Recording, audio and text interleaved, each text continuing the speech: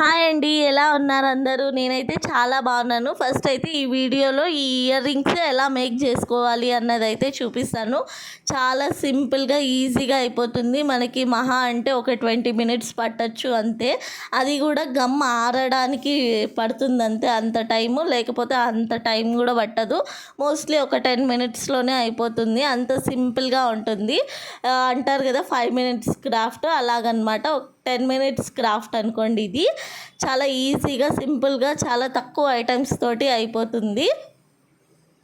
And మీలో ఎవరికన్నా ఈ ఇయర్ రింగ్స్ చూస్తా అంటే మీ పాస్ట్ ఏమన్నా గుర్తొస్తుందా? నాకైతే కమెంట్ చేయండి. ఎందుకు ఈ క్వశ్చన్ అడుగుతున్నా అంటే మోస్ట్లీ ఇప్పుడు మన సెంచరీ అంటే 20th సెంచరీ వాళ్ళకైతే ఇది తెలియకపోవచ్చు, కానీ almost middle of the 19th century వాళ్ళకైతే చాలామందికి తెలుసు ఇయర్ రింగ్స్. ఎందుకంటే అప్పుడు ఒక ట్రెండ్ని సెట్ చేశాయి ఇవి. అంటే ప్రతి ఒక 10 ఇళ్ళల్లో అట్లీస్ట్ ఒక్కరి దగ్గరన్నా ఇయర్ రింగ్స్ కంపల్సరీ ఉండేటివి. ఇవి ఎంతలా ట్రెండ్ సెట్ చేశాయి అంటే అప్పట్లో పెళ్ళిళ్ళు అంటే ఆల్మోస్ట్ ఎవ్రీ వన్ ఈ year రింగ్స్నే prefer చేసేవాళ్ళంట.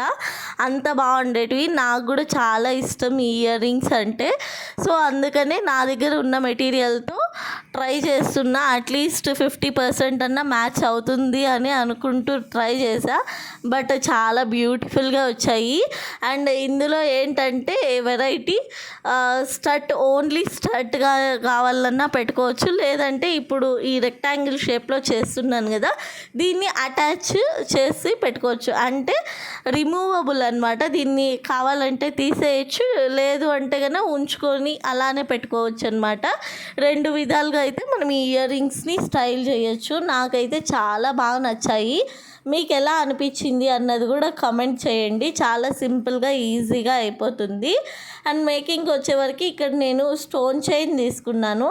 Stone చైన్ని first 5 stones, తర్వాత 4 స్టోన్స్, తర్వాత 3 స్టోన్స్, 2 స్టోన్స్ అండ్ 1 స్టోన్ ఇలా కట్ చేసుకొని నేనైతే స్టిక్ చేసుకున్నాను స్టోన్ చైన్ని. తర్వాత ఈ రౌండ్ షేప్ కుందన్స్ని తీసుకున్నాను.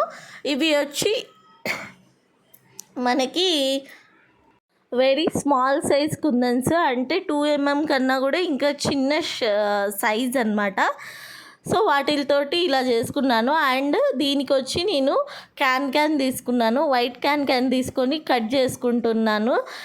ఓన్లీ రెక్టాంగిల్ షేప్ మాత్రమే కట్ చేసుకుంటున్నాను. ఫ్లవర్కి అయితే కట్ చేయలేదు, ఎందుకంటే ఫ్లవర్కి అయితే OHP షీటే స్టిఫ్గా ఉంటుంది. కానీ దీనికి ఐపిన్ పెట్టాలి కాబట్టి ఐపిన్కి సపోర్ట్ కోసము నేను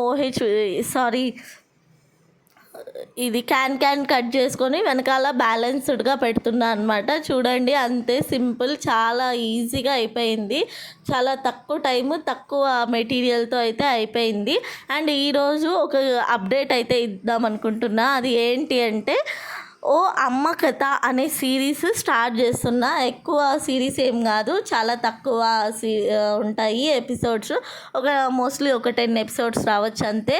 స్టోరీ అయితే చాలా బాగుంటుంది. ఒకసారి వెళ్ళి చూడండి, మీకు కూడా నచ్చుతుంది. వీడియో కనుక నచ్చితే సబ్స్క్రైబ్.